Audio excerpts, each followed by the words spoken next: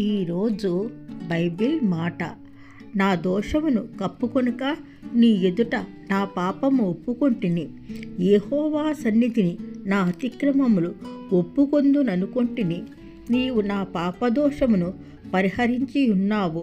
కావున నీ దర్శనకాలమందు భక్తి కలవారందరూ నిన్ను ప్రార్థన చేయుదురు. విస్తార జల ప్రవాహములు పొరలొచ్చినను నిశ్చయముగా అవి వారి మీదికి రావు. నా దాగుచోటు నీవే, శ్రమలో నుండి నీవు నన్ను రక్షించదవు. విమోచన గానములతో నీవు నన్ను ఆదరించదవు. నీకు ఉపదేశం చేసేదను, నీవు నడవలసిన మార్గం నీకు బోధించెదను. నీ మీద దృష్టి ఉంచి నీ ఆలోచన నీకు చెప్పెదను. బుద్ధి జ్ఞానము లేని గుర్రము వలనైనను కంచెరగాడిద వలనైనను మీరు ఉండకుడి. అవి నీ దగ్గరకు తేబడినట్లు వాటి నోరు వారుతోనూ కళ్ళెముతోనూ బిగింపవలను. భక్తిహీనులకు అనేక వేదనలు కలుగుచున్నవి. యెహోవా యందు నమ్మిక ఉంచు వాని కృప ఆవరించి ఉన్నది. నీతిమంతులారా, యెహోవాను బట్టి సంతోషించుడి, ఉల్లసించుడి.